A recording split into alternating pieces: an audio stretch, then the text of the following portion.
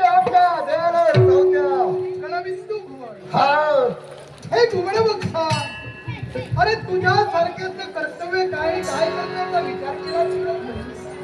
निश्चितच माझं कर्तव्य गाठले आणि ते कर्तव्य पार करण्याचा आपण मध्यस्थाला यालाही कारण आहे. शिवाय क्रिया कधी घडत नसते. जिच्यावर तू वक्र दृष्टीने पाहतोय ती अगोदर दुसऱ्याची पैरी मनाने खाल्लेली आहे आणि ती अन्य दुसऱ्या तिसऱ्याची मेहनत होऊन प्रत्यक्ष तिनं मनानं मला वरलेलं आहे. तेव्हा हे गुणवक्षा मार्ग तुझा मोकळा आहे. आकाशाच्या ठिकाणी भ्रमण करू शकतो.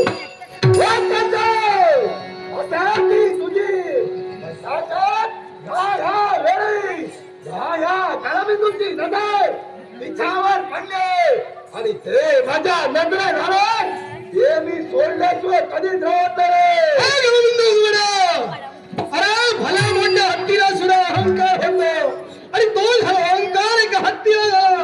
पण त्या हत्तीला चित करण्यासाठी कबूतबक्षी सार्थ ठरले आणि त्याच्यामुळे पुढे इतिहास घडला आणि त्यातून हस्तिनापुराची स्थापना झाली आणि त्याच हस्तिनापुराचा राज करता राजा सोमेश्वर. आणि त्या सोमेश्वराच्या बाबतीत काय घडलं? अरे त्या कुळात शर्माला आलेल्या एका पक्षाच्या कुशर्माचा राज करता शतभुवनेश्वर आणि त्या शतभुवनेश्वरानं मैत्रीचा हात जोडून दोन जीवांचं मिलन केलं. तो तुझ्या घुमड पक्षाचा राजा कुठं आणि त्या कुळात शर्माला आला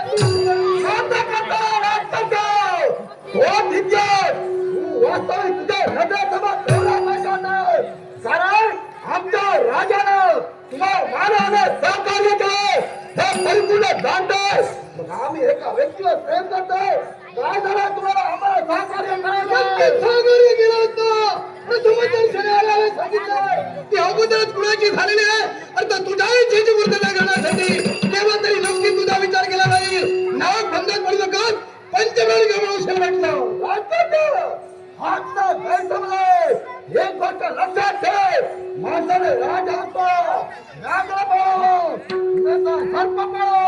स्वतःच्या जीवनात कदापि गैरसमज बांधले हिला देव कदापि शस्त्र काढून जर पत्नी दर्शवायचे राज करता पुणे मेळाचा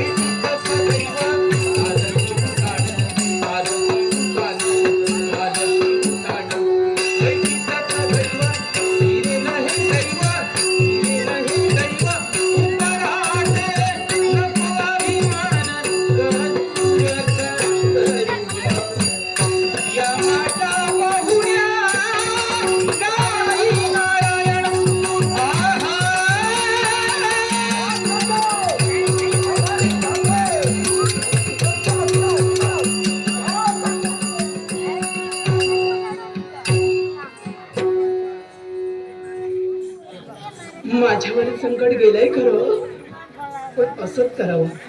हे आता आले ना अजिबात काय धाड आहे. पुष्कळ परिश्रम झाले, पण आमच्याकडे शुभेच्छा